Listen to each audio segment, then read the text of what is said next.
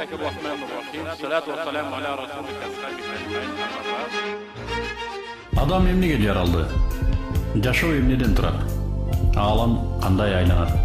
Ата-эне ким, жубай ким, бала ким? Атыл деген ким болуш керек? Мамлекет кандай түзүлөт? Саясат кандай жүргүзүлүш керек? Мунун баары тиричилик, суроолор көп, жообу да арбын. Кимдики туура, кантсе болот? Түшүнүк пикирден башталат, чогуу пикирлешели.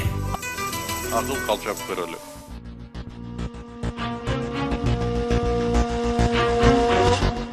أعوذ بالله من الشيطان الرجيم بسم الله الرحمن الرحيم والصلاة والسلام على رسوله أصحابه أجمعين أما بعد السلام عليكم ورحمة الله وبركاته урматтуу мекендештер, урматтуу ата журт. Бүгүн дагы сиздер менен Аллах субханаху ва таала ошо обо аркылуу биздин жараткан жаратуучубуз болгон Аллах субханаху ва таала жөнүндө анын элдерге, адамдарга, өз кулдарына болгон кайрылуусун жеткирген пайгамбарлары жанан акыркы пайгамбары мөөрү Мухаммад Мустафа саллаллаху алейхи ва саллам жөнүндө анын динин кабыл алып же четке кагып өзү каалаган эреже менен абалким Аллах субханаху ва таала жиберген дин менен жашап жаткан эл жөнүндө жана ошондой эле биз өзүбүз жөнүндө биздин жашообуз жөнүндө кылып жаткан амалдарыбыз жөнүндө жана келечегибиз жөнүндө жана ошондой эле бизди кабатыр кылып абалким кубандырган маселелер жөнүндө сиздер менен жолугуп отурганыма Аллах субханаху ва таалага чексиз мактоолор айтам.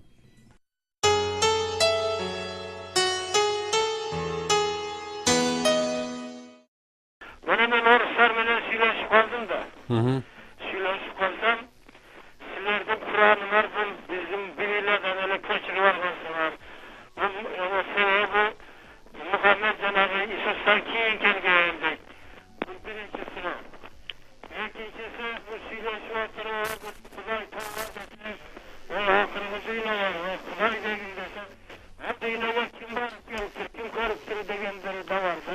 Буга сиз кандай жооп бересиз? Албетте бул суроону бергендер такыр өздөрү биздин дин гана эмес, өздөрүнүн диндери жөнүндө кабары жоктор. Тагыраак айтканда, булар ушул суроону берип аткандардын өздөрү исламга чейинки негизги диндер, мисалы христиан дини, андан мурдагы Иудея динин дагы толук билип жыргатып берген жери жок. Толук эмес, такыр эле христиан болуп деле кыйратып ийген жери жок да. Бул суроону өзү христиандар берсе болмок. Христиандардын кээ бир айтып аткан сөздөрүн угуп алып эле биздин кыргыздардын ушу өз билемчилик менен жана исламга мындай кычышмай адаты бар туугандарыбыз да бар. Өзү Куранды өмүрүндө кармап көрбөсө же Библияны окуп жыргатып койгон жери жок, бирөөдөн угуп алып муну айтып аткан болушу мүмкүн да. Тагыраак айтканда, Библия Курандын көчүрмөсү дегени кандайдыр бир четинде мүмкүнчүлүк бар да бул суроого. Анткени биринчиден Аллах субханаху ва таалага ыйман келтирүү өзү 6-7 нерсени, көзү көрбөгөн нерселерге ыйман келтирүүдөн турат. Тагыраак айтканда ошонун ичинде айтып атабыз го. Аллага ишенүү, пайгамбарга ишенүү, периштелерге ишенүү, акыретке ишенүү, жана жакшылыгы, жамандыгы Аллахтан боло турган тагдырга ишенүү и так далее да. Булардын ичинде дагы бир негизги ишеним турат, бул Аллахтын китептерине ишенүү. Аллах субханаху ва тааладан адамдарга китептер түшүп тургандарына ишенүү. Жана ал китептер самави китептер, асмандан түшкөн китептер. Аллах субханаху ва таала тарабынан пайгамбарлар аркылуу жиберилип турган китептер болгондугуна ишенүү ыймандын негизги устундарына кирет. Жана ал китептердин негизгилери биз урмат кылган китептери бул Забур, Псалом тагыраак айтканда, Тора, Таврат, Инжил, Евангелие жана Куран ушу китептер. Булар ар кайсы пайгамбарларга ар кайсы доордо ар кандай акыбалда түшүп турган.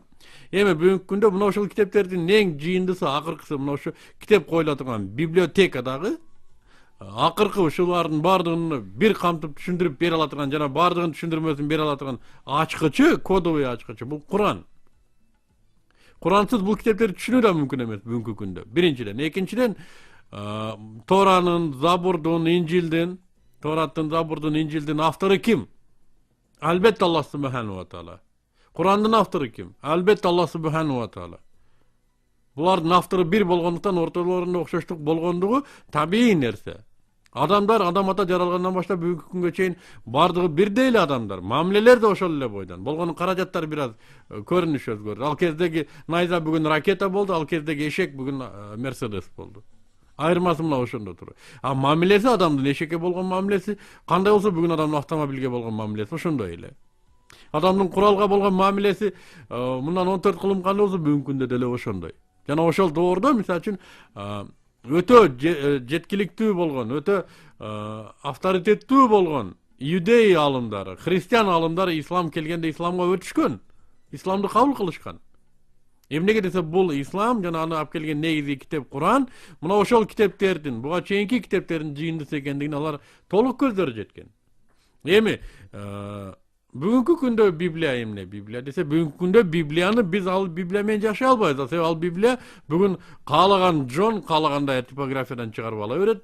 Каалаган тиги кандай десе, каалаган казанчынын өз эрки кайрадан кулак чыгарса дегендей Библияны алып туруп өздөрү каалаган нерсени жазып, өздөрү каалаган типографиядан чыгарып алып келе берет. Ал Библия менен жашасак биздин өзүбүзгө бир нерсе калабы? Бирок Библиянын Аллахтан түшкөндүгүнө биз толук ишенебиз, бирок ал Библия бүгүнкү күндө жок. Ал Библияны жок кылышкан адамдар. Жана ошол Библияны жок кылгандан кийин, ал Библиянын аяттары бузулгандан кийин акыркы Куран келип атат. Акыркы китеп келип атат. Жана Аллах субханаху ва таала айтып атат: "Мен бул китепти кыяматка чейин сактайм" деп атат. 14 кылым ичинде Куранды бузам дегендер болгон жок дейсизби?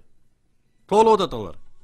Ушундай кычыктар барки, Аллах субханаху ва таалага тийишменче тура албагандар бар. Мына ошолор албетте Куранды бузган аракет кылган. Бирок Аллах субханаху ва таала, субханаллах, ал уадасында туруучу зат, ал ар түрдүү кемчиликтерден таза болгон зат уада берди, аны аткарат. Ал айтып атат: "Мен кыяматка чейин Куранды сактайм" деди, жана сактап келет. Демек, Куран Библия менен окшоштугу болушу мүмкүн. Биз бирөө Библияны көрсөтүп, мына Курайдын китеби десе, биз ооба дегенге да акыбыз жок, жок дегенге да акыбыз жок. Эгер ооба Курайдын китеби деп койсок, ичиндеги оңдолгон сөздөрдүн кайсы сөз оңдолгонун кайдан билебиз? Калпчу болуп калабыз. Эгер жок десек, кайсы сөз оригинал китептен бери келет, аны да билбейбиз. Биз калпчу болобуз. Биз Библиянын Аллахтан келгендигине ишенебиз, бирок бул Библия менен жашай албайбыз. Анткени Аллах субханаху ва таала ал китептер бузулгандан кийин, адамдар аны бузуп салгандан кийин Куранды жиберди, жана айтты: "Куранды" деди, "акыретке чейин сиздер үчүн түз жол" деп атат. "Вазаликал китабу ла райба фиха худан лил муттакин". Шубхасыз сиздер жол көрсөтүүчү китеп деп атат. Эми орто кылымдарда христиан дин өкүлдөрү, католик чиркөөсү болобу, протестанттар болобу, деги эле Европанын бир мисал келтирип кетсек, инквизиция деген доор өткөн, ыйык инквизиция деп. Инквизиция негизинен адамдарды мындай бир каттануудан, сабатын жоюудан кайтарып турган. Ким эгер окуганды билген болсо, жана кандайдыр бир илимге эле, бир кичине эле бир нерсеге умтулган болсо, аны желмогуз, жин, шайтан деп туруп отко салып өрттөбүйген. Жер мындай айланат деп койсо деле өрттөп атпады. Коперниктерди, Галилейлерди. Эмнеге десе, адамдар илимден кабардар болбош керек эле. Адамдардын көзү ачылбаш керек эле. Алар эгерде көзү ачыла турган болсо, мисалы Англияда бир мыйзам бар эле, азыр жакында эле ат менен болду окшойт. Бул да болсо Библияны англис тилинде окугандарды өлүм жазасына тартчу. Эмнеге десе, адамдар Библияны түшүнбөш керек эле. Латын тилинде гана окуш керек эле. Эмнеге десе, адамдар Библияны окуп түшүнүп кала турган болсо, Библиядан кийинки келе турган китеп Куран экендигине дароо көз жетмек. Бүгүнкү күндө ошон үчүн адамдардын көбү исламга өтүп атканы ошондон. Алар Библияда христианствону окуп түшүнүп келип туруп, мунун аягында жабылуусу, акыркы мукабасы бар экен да, ал китеп эмне? Ал албетте Куран деп түшүнүп исламга өтүп атат. Эми бул жана сизге суроо бергендер, урматтуу баба, булар ошо ал китепти кармап да көрбөгөндөр, жөн эле кычыктанып жүргөндөр. Эми акырет жөнүндө сурадыңыз, аяка ким барып келтир деп. Эми бул албетте ыйман маселесинин негизги устуну. Көзү көргөндө гана ишене тургандар булар материалисттер. Аллах субханаху ва таала андайлардан сактаган болсун. Алар көзү көрүп колу кармаса гана ишенет да. А биз мусулмандар жүрөгүбүз менен акылыбызды жүрөккө баш ийдиребиз дагы. Бизге пайгамбардын айткандары жетиштүү. Акырет бар деди, мен көрүп келдим деди. Миражга чыкканда көрүп келген, жаннатты да, тозокту да. Аллах субханаху ва таала азыркы тил менен айтканда экскурсия кылып көрсөтүп берген. Бизге пайгамбарыбыз айтты, бизге ушу кифая болду, биз ал затка ишенебиз. Себеби биз ыйман келтирүүдө негизги шарт пайгамбарларына ишенүү, пайгамбарлары калп айтпайт деген сөзүбүздү үстүндө турушубуз керек. Жана акырет албетте боло турган нерсе. Эми ошондой бир оор абал болот дейт. Бул аны ким көрүп келтирди, өзү билгендей тайраңдап жашагандардын акыретте койгонгон мындай элестетип көрсөңүздөр, мүмкүнчүлүк жетишинче. Алар өлдүк деп өлүп атат, бирок бир күн караса кайра тирилип калды. Омей бул жок эмес беле? Бар турбайбы? Анан эмне кылат алар? Алар анан ыры бүттү анан кийин ошол жерден. Бизде Кудай мындай сактаган болсун.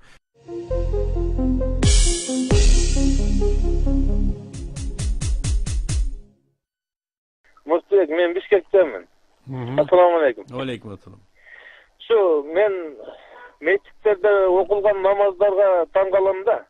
Şu намазды окуп аткан имамдар түшүнүк бербестен эле ар түрдүү эме кылат, анан алы вала залин дегенден кийин амин деп кыргыздардан деле кыйкыргандар чыгып атат. Башка улуттардан деле şu маскаттар жөнүндө ар бир намазда жаңы келип аткандар бар, аларга дагы үйрөтүп дегендей мындай жол жоругун. Андан бирөө башкача отуруп атат, бирөө билгендей отурат, анан билбегендер өзү каалагандай отуруп атат да. Сурап биле турган кишилери жокпу, Кудай билет аны. Ушул маселелерди имамдарга жеткизсе болобу? Ар бир намазда где-то бир 2-3 мүнөт эле убактын эртерээк коротуп койсо. Атыңыз ким? Атым Имамидин. Имамидин, Аллах сизге разы болсун. Рахмат сизге. Бул маселе өтө мындай адамды кытыгылай турган маселе, урматтуу Имамидин. Бүгүнкү күндө Кыргызстанда ислам дининин таралышы алхамдулилла, Кудайга шүгүр. Бирок мен бул ислам дининин тарашында негизги давачыларды албетте мечит имамдары дегенден алысмын. Балки алар тетирсинче өздөрү билимдүү, көптү билгенине карабай туруп, печелдик кылып аткандыр. Мен көпчүлүк бирадарлар, имамдар капа болбосун, жолугушууларда да көп айтам, сиздер башкаларга караганда динди таратууда активдүүрөөк болушуңуздар керек эле. Жана өрдөк чокто чулдук бий деп мына кечеги ар беле болуп жүргөн мага окшогон балдар таратып атат азыр динди. А молдогелерибиз кайда десем, молдогелерибиз мечиттен чыга элек али. Албетте дин деген өзү түшүнүгүндө жаза дегенди билдирет. Тагыраак айтканда, жаза дегени бул жазалаган жаза эмес. Аллах субхану ва таала адамдарга берген өкүмү дин деп эсептелет. Жашоонун эки түрү бар дедик да. Биринчиси, адам өзү каалагандай жашайт. Маркс айтты, Ленин айтты, Буш айтты, тиги мынтиптир, Клинтон мынтиптир деп. Экинчи жашоо бул Аллах субхану ва таала айтты, жана пайгамбары мынтип көрсөттү. Дин жашоосу.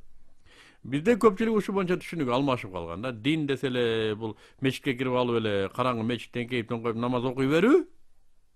Анан светский жашоо деп койду. Ал деген эмне десе соода сатык, галстук такмай, тиги ресторандар. Жок. Экөө такыр башка салыштыруу. Ошол эле нерсени же бир эле маселени же өзүңүз билгендей чечесиз. Же Аллах субхану ва таала айткандай чечесиз. Ошондон сиз дини же болбосо дини эмес болуп бөлүнөт. Эми молдолордун аткарган ролу мына ушуну түшүндүрүү да. Мунагу маселени момундай чеч. Атаң карыды, атаңа момундай мамиле кыл, Аллах муну буйруп атат. Аялыңа момундай мамиле кыл, Аллах муну буйруп атат деп динди түшүндүрүү. Эми дин эмненин үстүндө тикеленет? Биринчиден албетте имандын үстүндө, албетте адеп аклак болуш керек, но негизи ибадаттын үстүндө. Динде туруу үчүн адамдарга тренировка, ибадат керек. Ибадат бул эмне десе, негизги ибадат бул намаз, ошол эле ажылык дегендей. Эми бул ибадаттарды кантип аткаруу керек? Албетте адам өзү каалагандай эмес да. Муну Аллах субхану ва таала мындай ибадат кылып көрсөтүп берди. Буйруп кетти, пайгамбары көрсөтүп берди. Мына ошондой ибадатты кылуу керек. Албетте бул жерде бир аз чабалдыктар бар. Но мен дагы бир жолу айтайын, ибадатты биз айтабыз адамдын Аллахы менен болгон жекеден жеке индивидуалдык мамилеси деп. Ошондуктан муну үйрөнүүдө молда айтып бербеди деп отуруп калуу менимче чабалдыкка жатат. Молда айтып бербеш мүмкүн, балким ал өзү да билбейттир. Ошондуктан ар бир адам Аллах менен мамилесин оңдогусу келсе, өзү издегени оң. Мен намазымды кантип тургузушум керек? Мен ибадаттарымды кандай кылуум керек? Эми ибадатты негизи айтканда Аллах субхану ва таала айткан дин менен жашагандын өзү ибадат болуп эсептелет.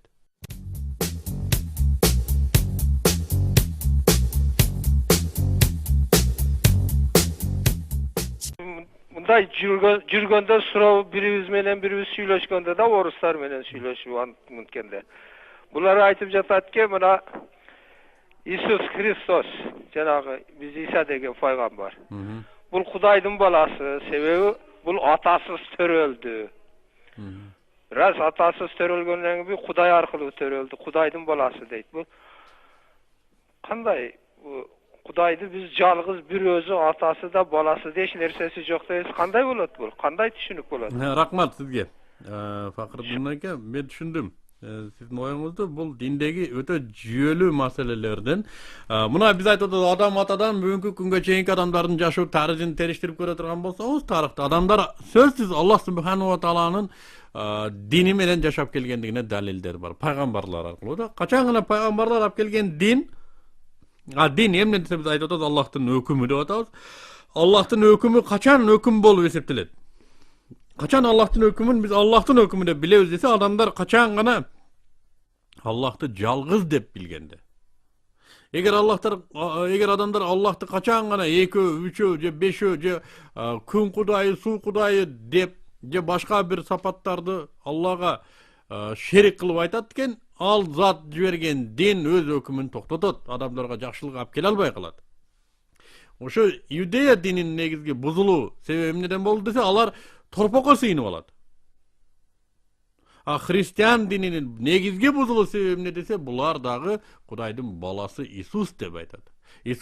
İsa aleyhissalam özün tiriw kezinde aytat, ey menin ümmetim, men hiç kanday Kudaydın balası emesmin. Men Kudaydın balasımın, sizler kanday balası bolsaňlar deydi. Bul Kudayga bolgon urmat sı ele al kezde ot çinaş, bizdin atawız dep, jolbaşçыбыз dep kayrylat eller. Allah subhanahu wa taala. Men de oşonda ele balam. Birok biyilikke el Hristiyan dininin ötkön eldi biyilik başkarуу maksatında özleri de жаңы Hristiyan dinini oylap çygyşdy. Murdakı Hristiyan dini emes, al Kristostun dini emes. жаңы Hristiyan dini boldu. Bul emne dese özlerinin ibadattary var, düşünüksüz bir kanondoru var. Geldi başkarуу sisteması kelip çıktı. Jana bular aytdı, Kudaydın balası var, al kelgen. Kelip biz üçün künelerimiz üçün özünü öz darga asıp ketken dep atat. Bul hiç bir adam logikasyna jatpayt. Jana oşol momentten başlap Allah subhanahu wa taala adamlarga жаңы dindi düşürүүnүн kamına öttü. Al din akırkı din, İslam dini özüňizler bilesizler. Hem İslam dininde bul masale kantip garayt. Biz күндө bul ayatты okuýubuz özüz da. Allah subhanahu wa taala neň bir körkem ayatlarынан, sürelerinden bul İhlas süresi, Kalys süresi aytып atat. Bismillahirrahmanirrahim. Kul huvallahu ahad, Allahu samad, lam yalid ve lam yulad ve lam yakul lehu kufuwan ahad. Mına bu süre buga dalil. Kul deýät, aytgın. Huvallahu ahad. Allah жалгыз deýät. Kul huvallahu ahad, Allahu samad. Allah sizlerden kılıp atkan işleriňerge muhtaç emes, balki sizler özüňizler Allah'a muhtaçsızlar. Lam yalid ve lam yulad. Lam yalid. Anın balası jok. Velem yulad velem yakul lehu kufuwan ahad. Jana al adamlar bergen sıfattan aruu diyor. Manisi şunday. Demek Allah subhanahu wa taala özet, men balam jok diyor. Hem İsa aleyhissalamdın törelүү prosesine kele turgan bolsak, biz özübüzdün akılыбызга sıybagan, bizdin akılыбыз kötüre albagan köp tabiat, çeksiz tabiat var. Eger kazan, kömkörülüp turan kazandı elestetseniz, oşonun içine mıktın teşigin çelik teşigi bolsa, biz oşol teşikten kazandın içinde jatıp dünýöni körüp atkan bolsak, bizdin akılыбыз oşonço ele. Al em kazandy kurçap turgan dünýö bizge түшүнүксүz dünýö. Al Allah subhanahu wa taalanın bizdin akılыбызdan biýik kılıp yaratkan tabiaty var. Muna oşol tabiatka taandyk bolgan kişilerden biri anın ruhu arkılуу töreldi İsa aleyhissalam. Biz аны hiç kaçan düşüne albayız bunu akılыбыз menen. Bizdin akılыбыз jeter jerine Einstein jetti go. Salıştırmalılık teoriyası. Andan arı takır men adam akılına sıybayt dedi andan arka ilimdi. Demek al bizge bir ele söz menen kifayada. Kun fayakun dedi. Bol dedim bolot dedi. Allah subhanahu wa taala özüne taandyk bolgan tabiat menen Maryam ene özge bol dedi. Tüyüldük payda boldu. Jana İsa aleyhissalam jarıkka keldi. Boldu. Anı kanday medisinalыk jol menen, anı munday tiginde dep biz anın tüyüne jete albayız, jana adaşuga tuş keleriz. Oşoндуктан күнөgө батпас үчүн урматтуу радиочулар, bizge Allah subhanahu wa taalanın sözü жетиштүү. Kun fayakun, bol dedi bolat. Allah'tan gana karamaganda. Eger anı teriştirem degen Yahudlar bolsa, tagara aytkanda Allah subhanahu wa taalanın kıtıgılap oynagысы kelgenler bolsa, alaların özlerinin problemalary bul jaşoodda da kelekjekde de.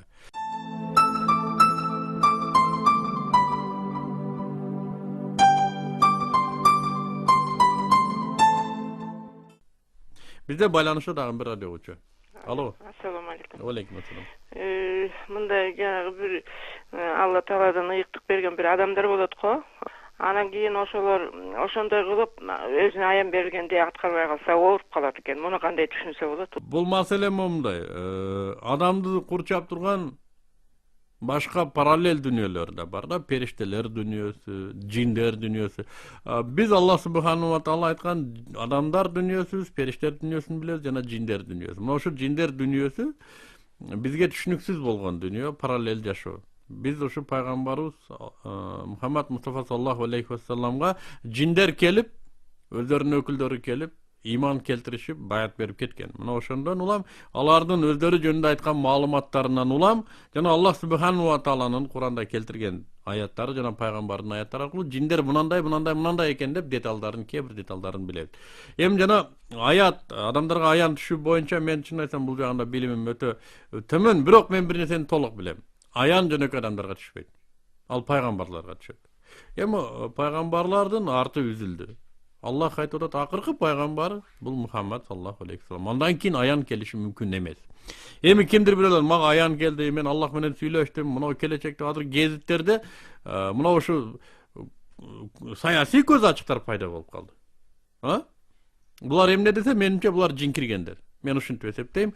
Буларга ошо жиндердин да ичинде мусулмандары болот, капырлары болот. Ошо капыр жиндери, шайтандары тагыла айтканда, адамдарды адаштырып ойнойт. Кулактарына угулуп, көздөрүнө көрүнүп, мына ушулардын адамдарды мындай жинди кылуу процессинен улам биздин саясатка айланып баратат да. Булар ушу аян болуп билинип, эми булар узак жашайт экен, 700-800 жылга чейин жашайт экен. Ата-энелерин көргөндөр болот экен. Алар муну материализация эте алат экен, кээ бирлер түспөл кие алат экен, адам түспөлүн кийип.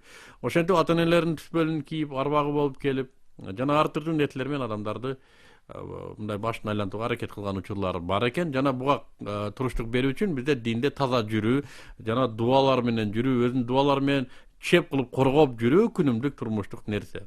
Дем салдырып атпайбызбы? Мына ошол негизги чептерден.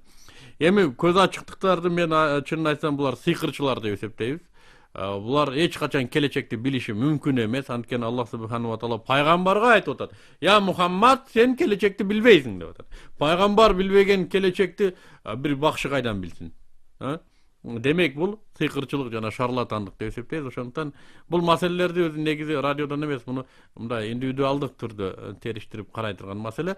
Ла илаха иллаллах Мухаммадур Расулуллах деген сөз бул бир гана Аллахка сыйынабыз, андан башка затка сыйынбайбыз жана анын берген өкүмүн, динин пайгамбар аркылуу үйрөнөбүз деген сөз да. Демек бул бакшы аркылуу үйрөнөбүз деген сөз эмес, бакшыга ишенебиз деген сөз эмес. Демек бул жерде Аллах субханаху ва тааланын динине ширк келтирип коюу да мүмкүн.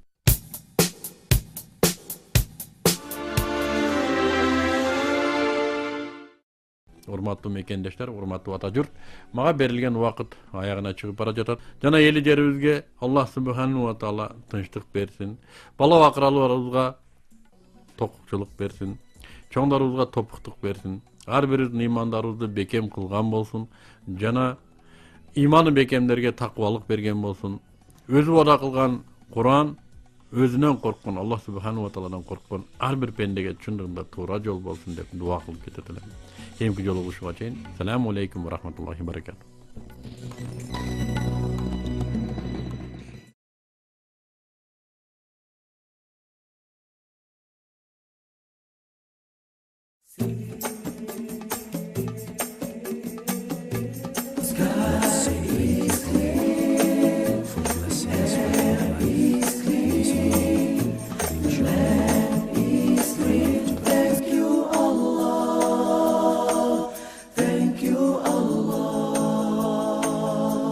Адам эмнеге жаралды? Жашоо эмнеден турат? Алам кандай айланат? Ата-эне ким, жубай ким, бала ким? Атыл деген ким болуш керек? Мамлекет кандай түзүлөт? Саясат кандай жүргүзүлүш керек? Мунун баары тиричилик, суроолор көп, жообу да арбын. Кимдики туура, кантсе болот? Түшүнүк пикирден башталат. Чогуу пикирлешели.